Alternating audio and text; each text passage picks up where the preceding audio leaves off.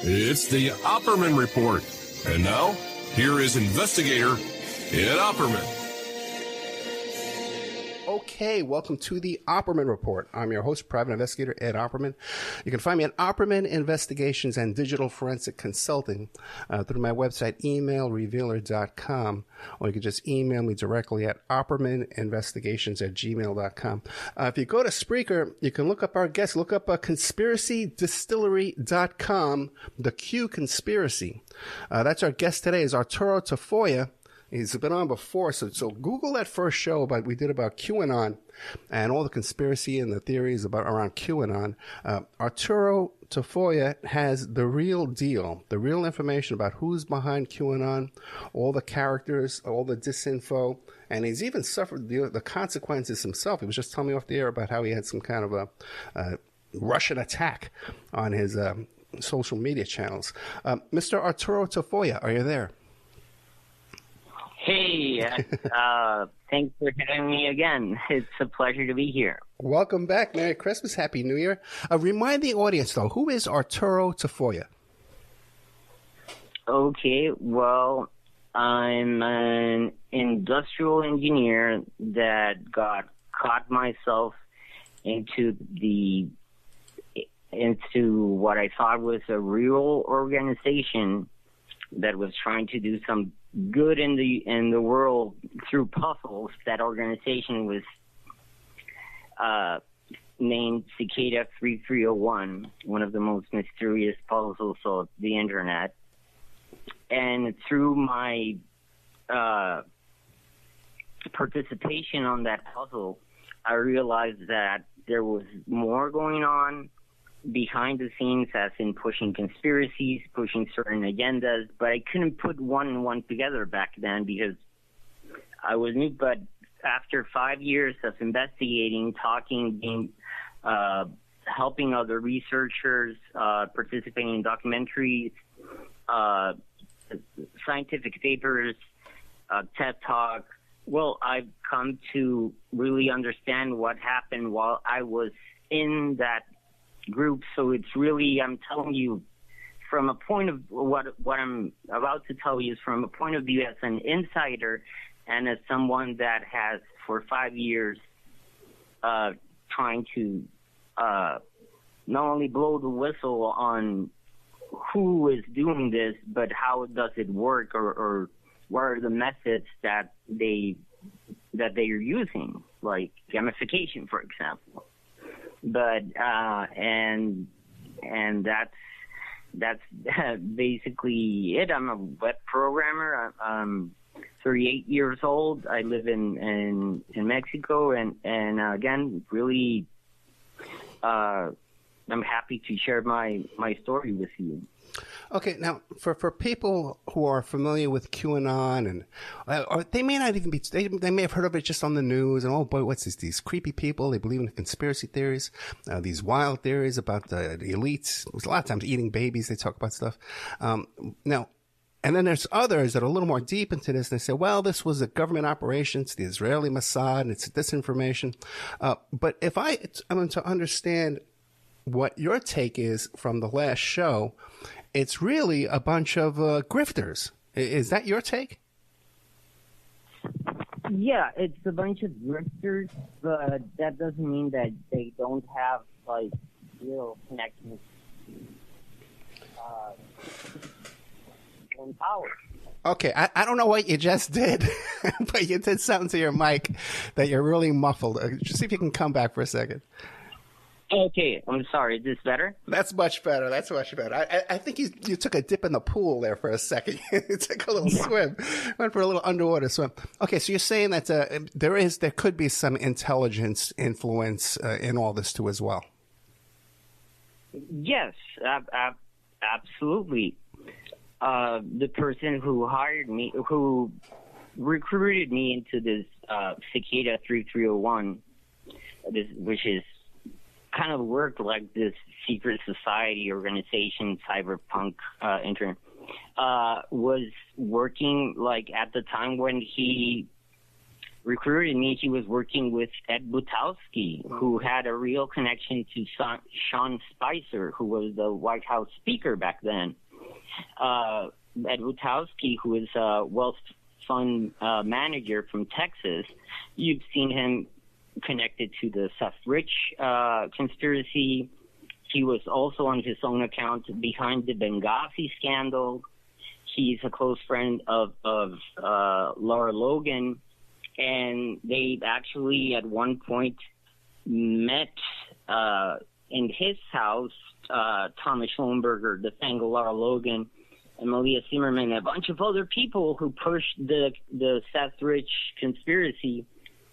And that's a whole rabbit hole on its own, but it's just an example of that. When I got into the group, I saw real government connections, like the fact that this same person who recruited me was working also in tandem with this lawyer named Stephen Viss, who is the lawyer of Devin Nunes, Kash Patel, Svetlana Lokova, represented Flynn's family against Q, against the claim of them being QAnon followers. So it was really different on how I entered, and more because within the Cicada group, there were some people that were like really close to WikiLeaks, and that they were able to get information before it came out, or was even able to influence what WikiLeaks was going to post about. So there was this. That's why they say that I think it's my opinion that the first Q had the information, or even FBI Anon or Mega Anon, the information that it relayed was really different and has more weight, as in some Q groups think so. But in reality, that was something that I was watching while I was just recruited into the group. But again, to put them together and realize what was going on, it has been not only rereading all my emails and making a catharsis of all that era, but speaking to experts, reading and informing myself of all the things that I noticed while I was in the group that were strange, that were kind of cultic, that were too dark for me, or that it was simply politically oriented in favor of Trump. And that's something why are we even political, right? Like we're supposed to be the representation of counterculture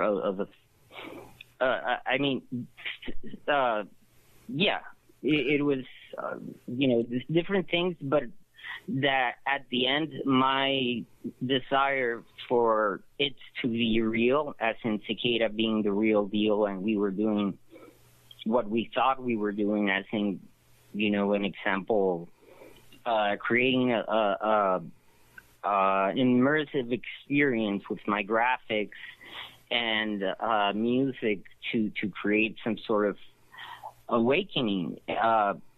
Again, the people that was also in this group named Cicada 3301 were very capable, intelligent people that between each other, it was like a little think tank.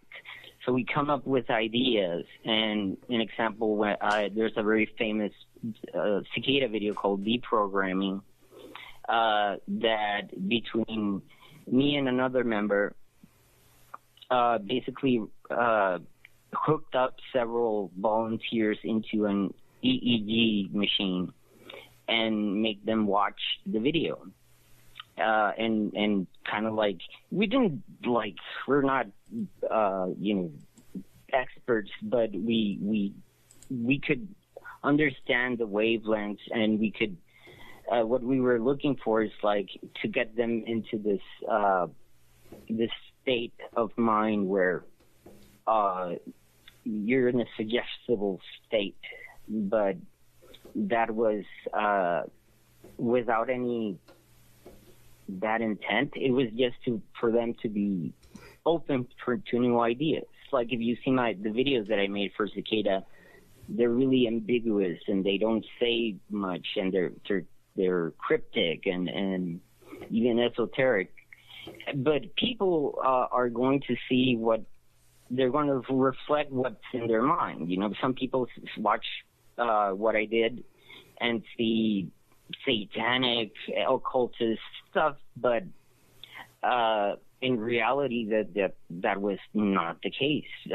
You know, that was like a filter. If you think that my videos are related to Satan, to something like that, that means that you don't even know what's going on. Like, move along. Gotcha. And for people to really understand what he's talking about, Cicada 3301, we spent about a good half an hour on that on the first show. So go to Spreaker.com and Google Arturo Tafoyovsky, Opperman, Spreaker, Conspiracy Distillery, and that should QAnon. It should pop right up. Now, let me ask you a quick question before we get into the rest, because you want to clear up all the people's confusion and misconceptions and disinfo going on the past couple of years. Before we get to that, though, Julian Assange. Many people want to portray this fellow as a hero. But when you look at his text communications with Donald Trump Jr., he comes right out and says, leak to me the tax returns, leak to me anything negative. It'll make me look impartial. We can fool people into thinking that I'm impartial. He comes right out and says it. And then the whole Seth Rich thing, which I'm with you 100%, that's a BS story, man. I know I could testify in court of what I know about that case if I was subpoenaed. Unfortunately, I'm not. Okay, but I would love to testify in court. Yeah. So, some of the meetings and conversations I've had about that case where the people involved says, yeah, there's nothing here, Ed. Okay, they told me. Okay, so what do you make of this Julian Assange character and his involvement in Q? Well, I don't think that he had anything to do with Q, but there was a real effort by some known big accounts to mix QAnon, Cicada, and Julian Assange all together. You know, I think the name was 55 True for You, one of the accounts, but it's just one of many that talk about Julian Assange, especially in 2017 when the Vault 7 was going to be released by WikiLeaks. Cicada got information way before it was going to be released, and they actually made like some sort of, they gamify it, and they put a counter, like a time counter on their website that it would end up in the same time where those leaks would come out. And this whole thing about WikiLeaks and Cicada, that kind of validated Cicada as having real insider information, or just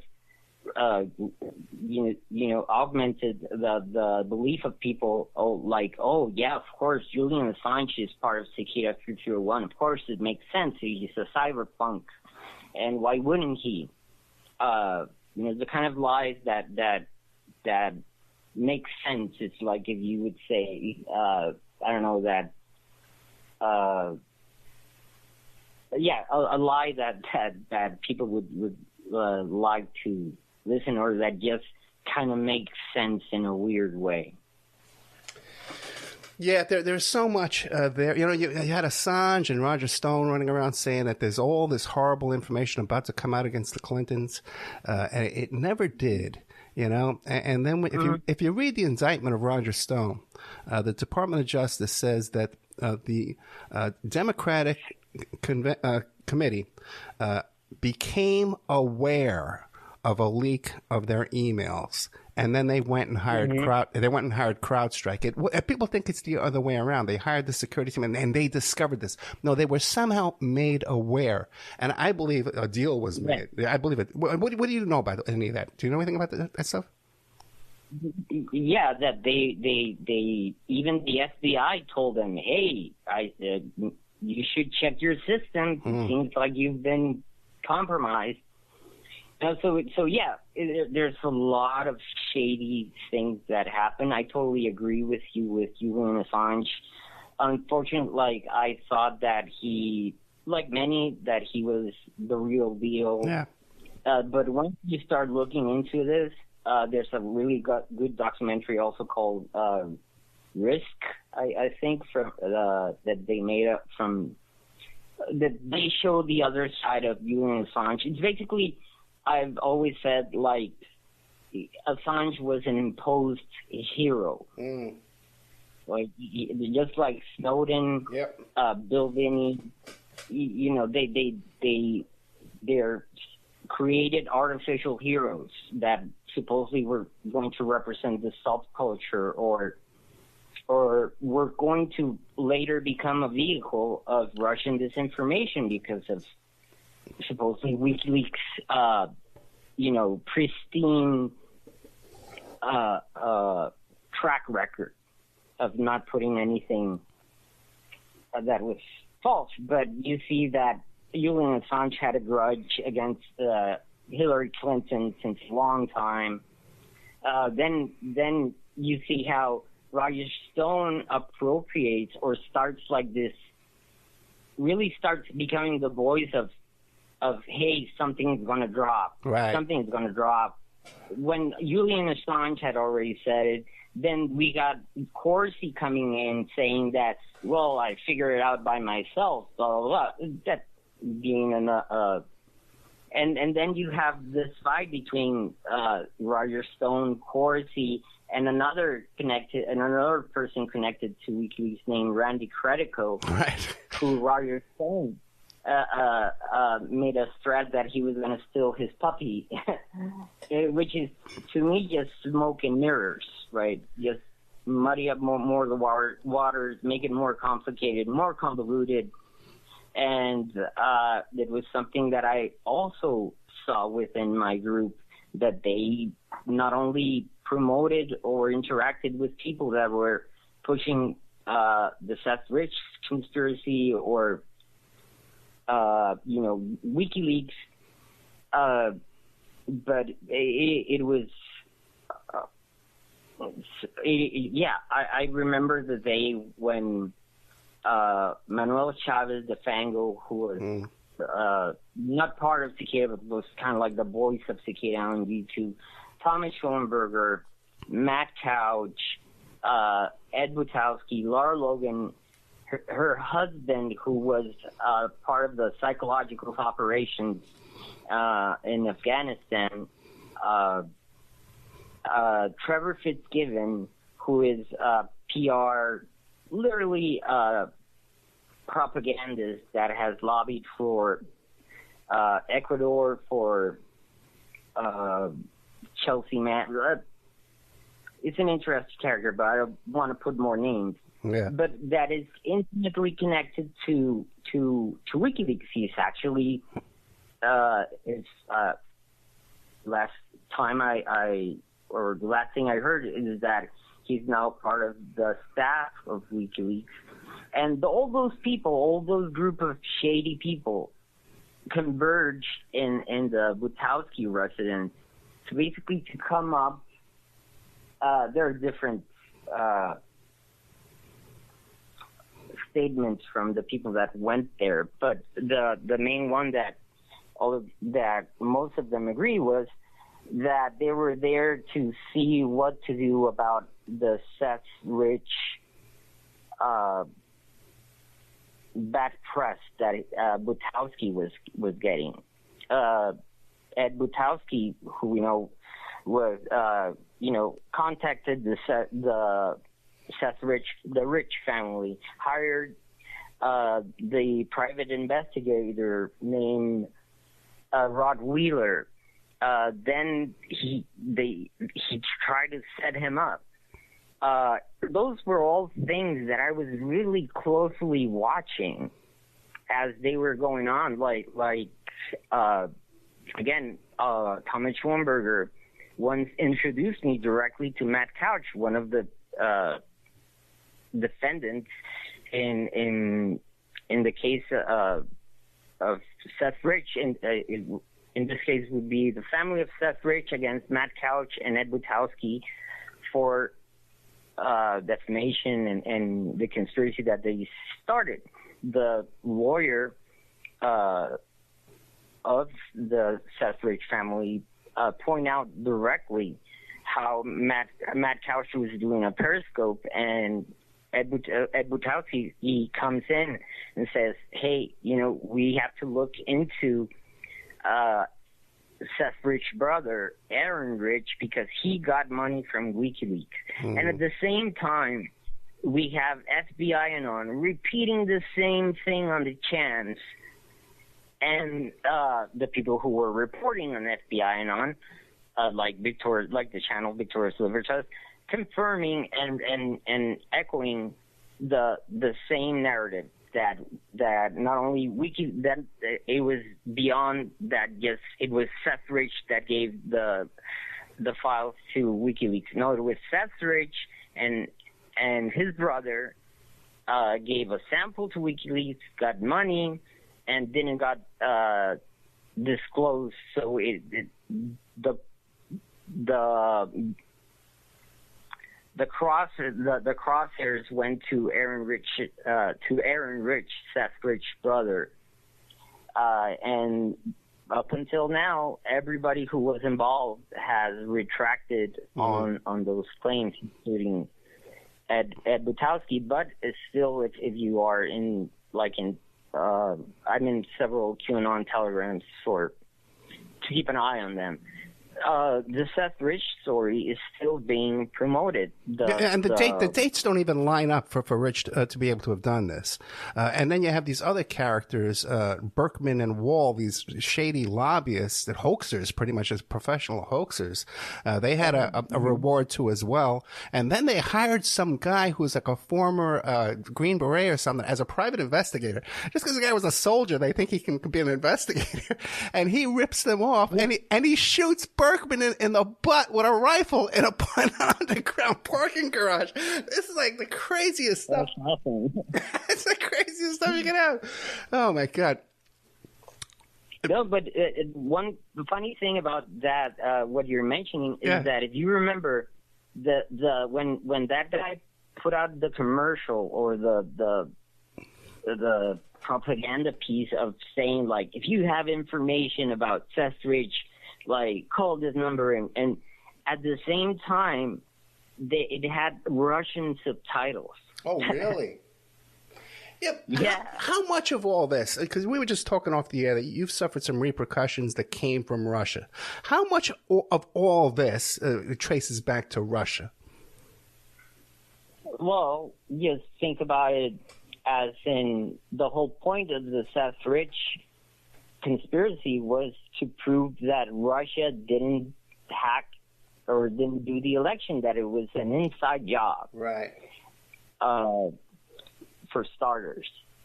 The other thing is to hide the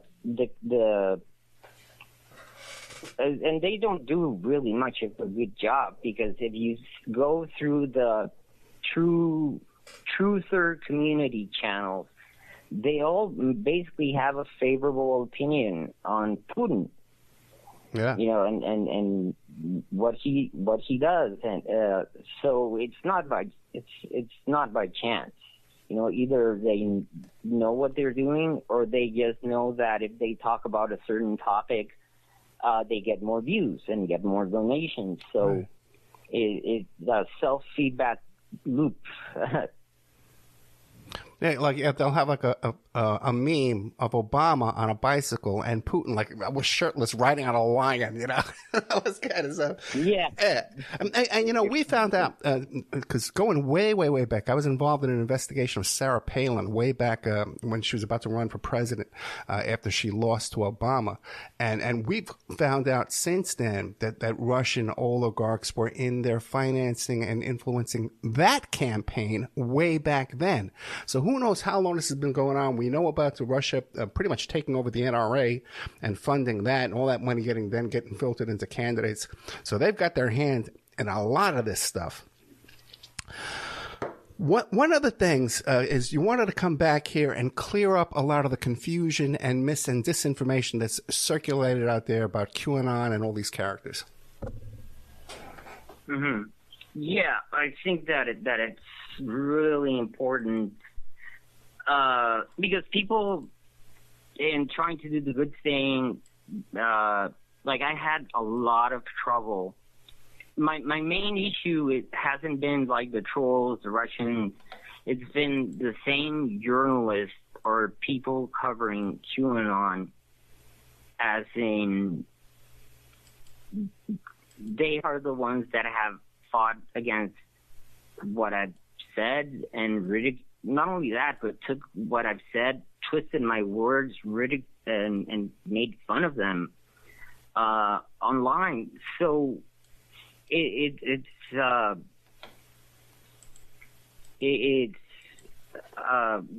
was just one of the things that I really want to mention. It has changed because, again, I'm not a professional whistleblower. English is not even my first language. I've never whistleblowed before in my life. As I said, I'm an industrial engineer. I made art, communications, and storytelling didn't come easy. If you know, my fight started with making live streams. How I knew to I didn't know what to do because whoever I went to didn't want to cover it or didn't want any more trouble because many YouTubers were terrorized by this character or by his clique, and it was you see the same kind of harassment or the same kind of techniques that, an example, that Black Cube side group use, as in creating fake personas to get close to you, and then fish you out of information, because the easiest way is to social engineer you instead of like literally hack you. So it's something that like fighting against, every time I put out something, there's this, I don't know if you ever bumped into the term BlueAnon. Sure. That it was, well, that's a term that Flynn and the right started calling anyone who associated QAnon with Russia, with Russia, and it was a very effective campaign because it really degraded. Like, you wanted to put out something in relationship. Like, an example, I recently tweeted about how one of the main characters, the biggest king within the QAnon community that has passed away, who was Robert David Steele, an actual ex-CIA agent who died of COVID, but at the same time being very proud of being the first person who called COVID as a fake. Can I ask you something? Do we know what Steele actually did for the CIA? Because I've, as a private investigator, you go to these conventions and stuff like that. You meet a lot of ex-CIA. Very often, they're not impressive people with access to any kind of super secret information. Steele comes on my show and he starts bragging about how he is the most prolific Amazon reviewer in Amazon. That he spends all day long. It's like 19 or 20,000 Amazon reviews that he's left. Okay, but you got a lot of spare time there, my friend.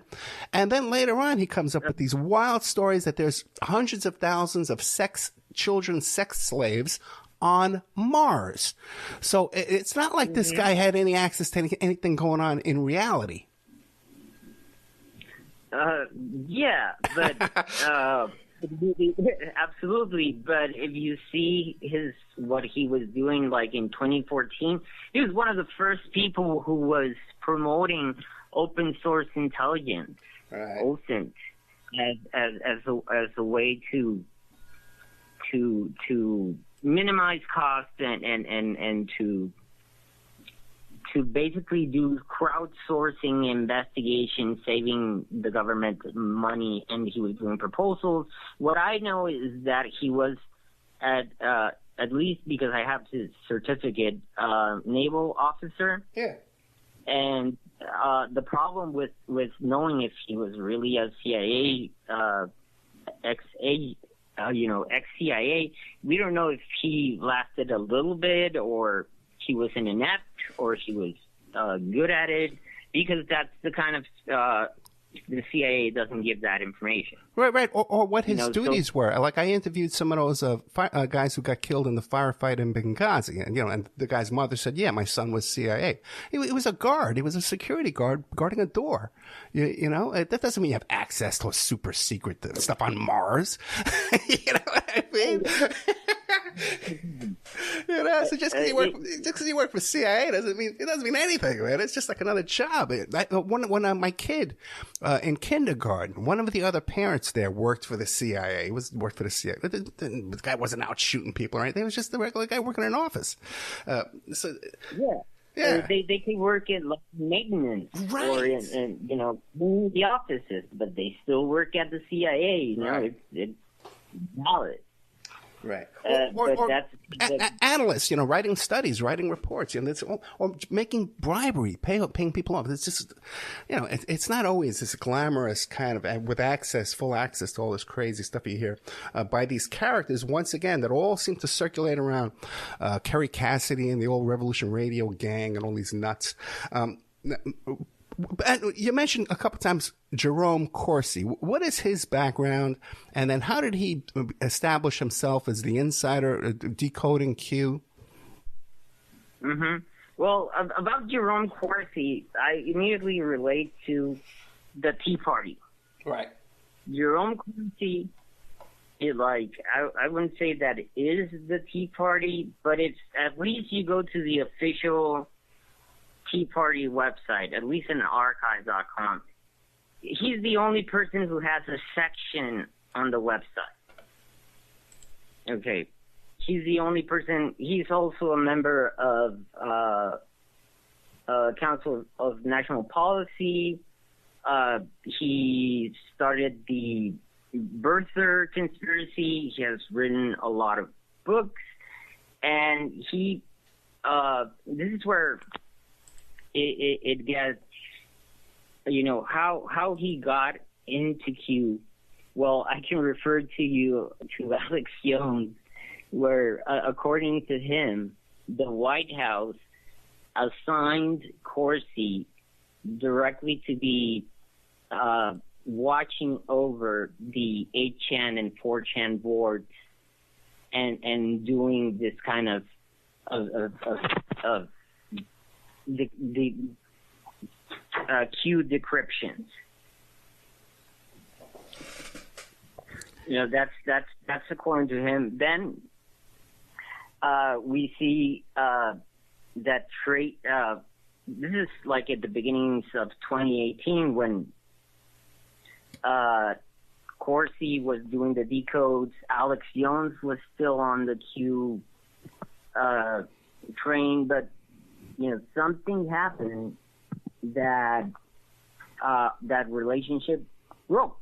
Right, that relationship broke, and there's a really interesting live stream of Alex Jones where he's talking with Corsi, and Corsi is basically talking bad about Q, and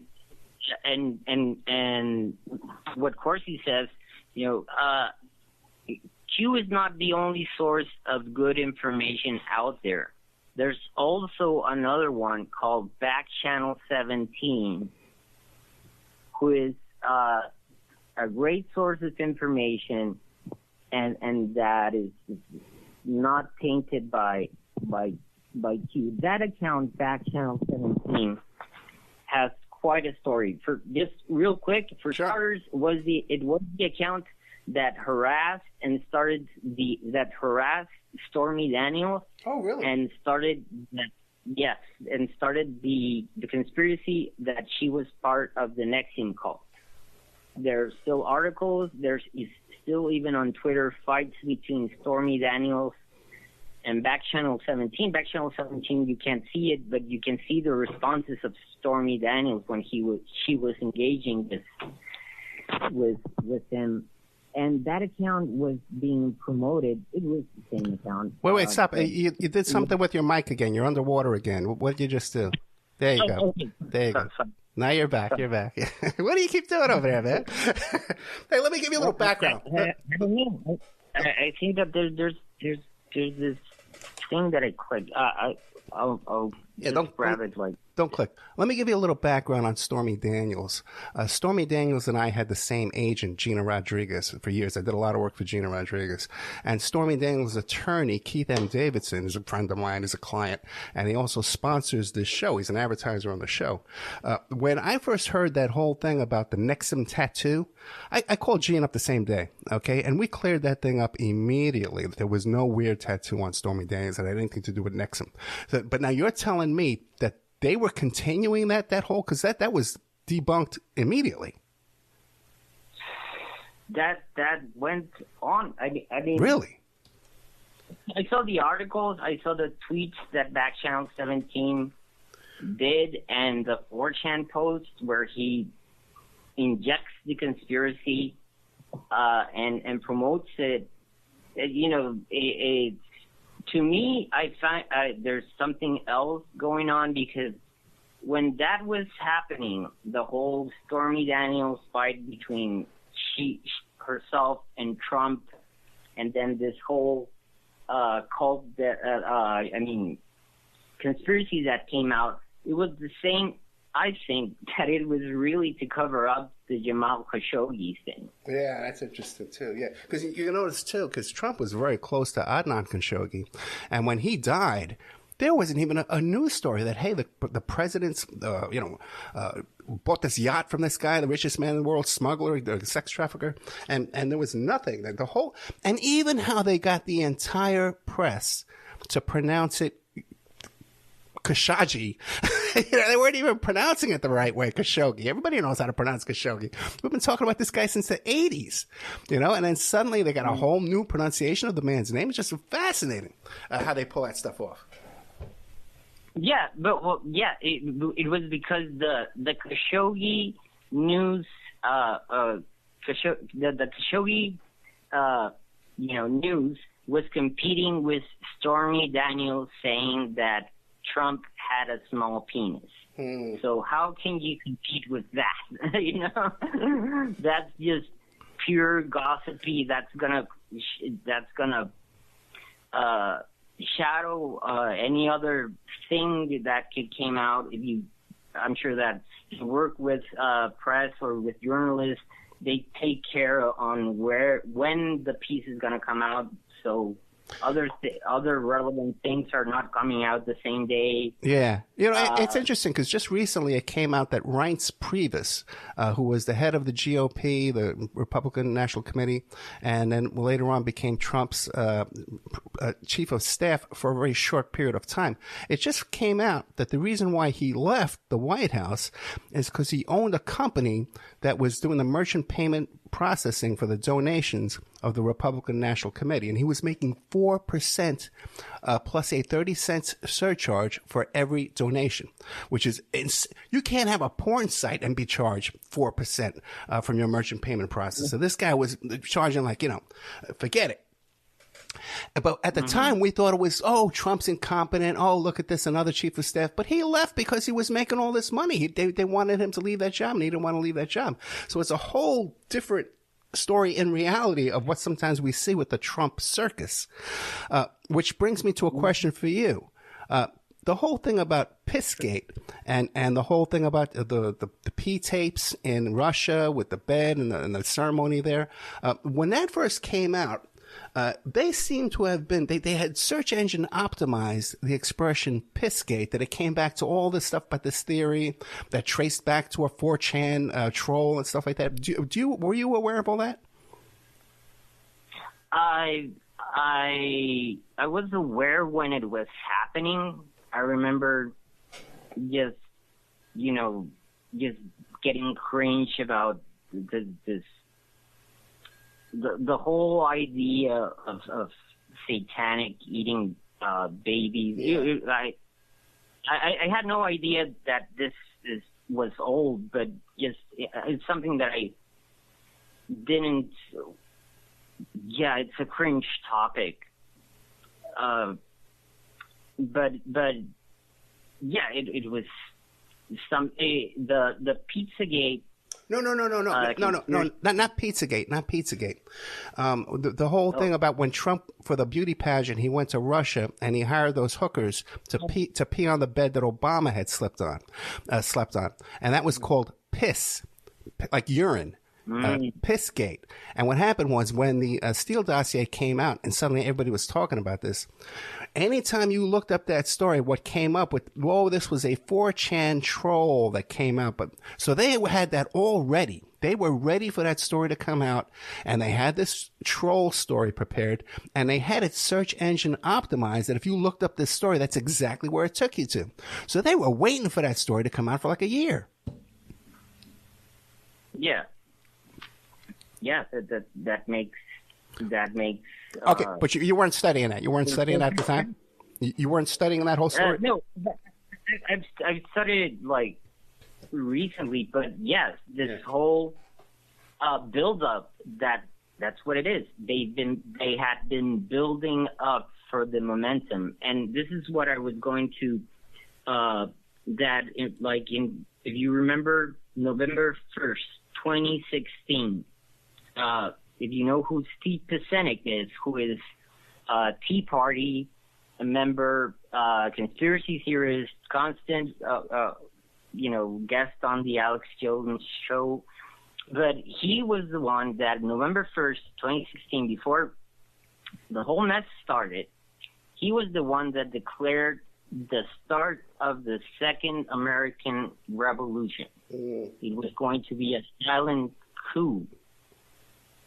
So what happened in 2020, I see it as it was supposed to happen in 2016, but Trump won. Right. But he explains how the generals, the military, were willing to conduct this silent coup. The video is still, I think it's still up, and you see that video catch up by Tracy Beans, by everybody, and this is where we can go back to Corsi, because again, if you say Corsi, you gotta say the Tea Party. In the same way as the archive.com, the Tea Party website, your own Corsi is the only person who has a section, a follow-up of all of his books, and even more, and that's not by chance. Trump was also part of the Tea Party. There's something really important regarding that you mentioned also is that how, an example, remember what happened to Flynn, right? Why he got fired. Most people would remember. He was talking with this Russian guy on the day that Trump got inaugurated as president. But what the press media really avoid talking about, and I could say this, is that I saw them how they instead of talking what really Flynn was talking about with Sergei Kislyak was about Iran and Israel. They were trying to because the vote about the Palestinian and Israel conflict was going to come over, and what they wanted was to have the Trump team being in office, so they would obviously vote in favor of Israel.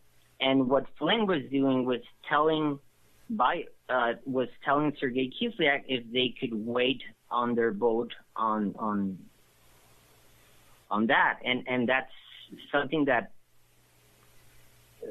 again, unfortunately, kind of got lost in time. But Sergei Kislyak was not only one of the basically a spy, a Russian spy, but he was also part of something that's called the Nowruz Commission. That from the Nowruz Commission, which is like this Iranian celebration done by like a gala event, but in which Michael Flynn was always the VIP guest, including Colonel, I think his name is Roger Clark, or Wesley Clark? Not Wesley Clark. Excuse me? Not Wesley Clark, right? No. But anyway, this Nowruz Commission, which is Turkish Iranian, their VP or Vice President and CEO is none other than Bijan Qanon and Nasser Qasemi. Bijan Qanon worked in the past with Thomas Schoenberger. Okay. And Nasser Qasemi, who is the VP of the Nowruz Commission, also has a company called NHK Holdings, who gave $500,000 to Flynn and for some work that he did. That same person, Nasser Qasemi, is Thomas Schoenberger's son's godfather, or Thomas Schoenberger's ex-wife uncle. Yeah, I think you mentioned this. I think you mentioned this on the last show too. Now we've only got about 5 minutes left. Is there something really? Where are we today on Q? Are there still Q posts being published, or are they stopped? It's a good question. I remember that recently there were Q posts that were published, but I guess that something else happened that was more important than that. Right. And that was in between where somebody from the 8chan staff was able to go and post in, not as Q, but use another moniker, but was able to post only in a section where Q was going to post, and cause this big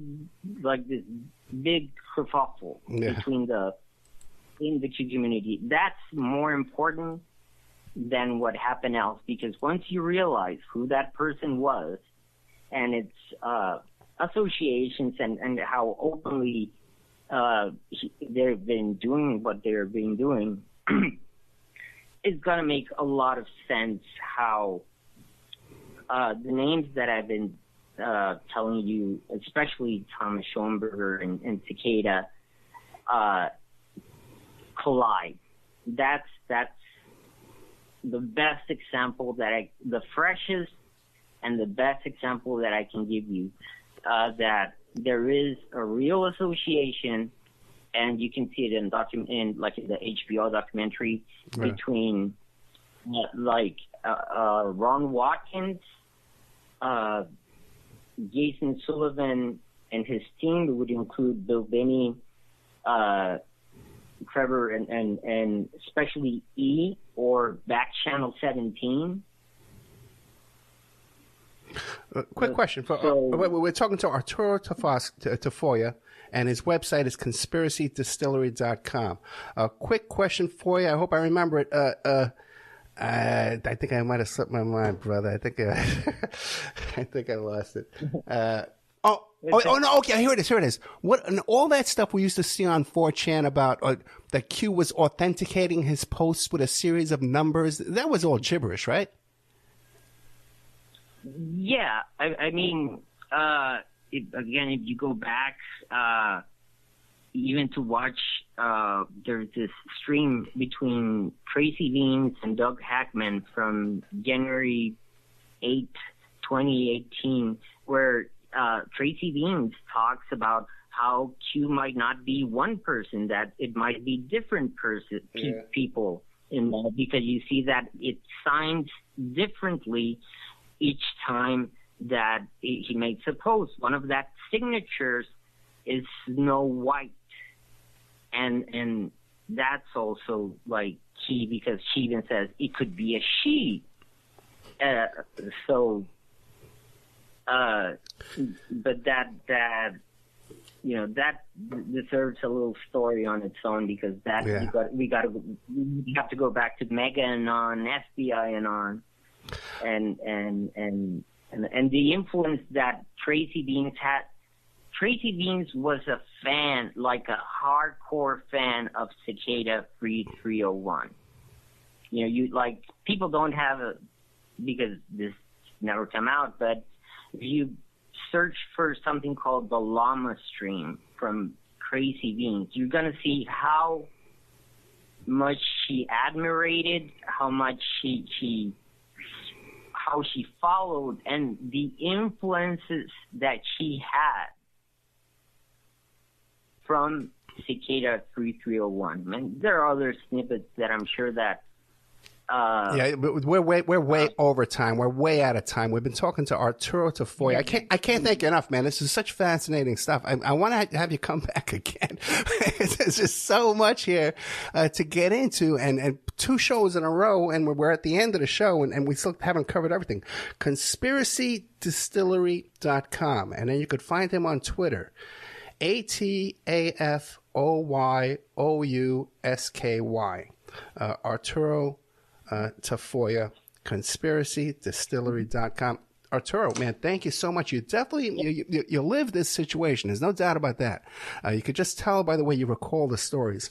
And I'm going to have that woman on who wrote that white paper, and then we'll have you come back again if you're willing. I would love to have you back.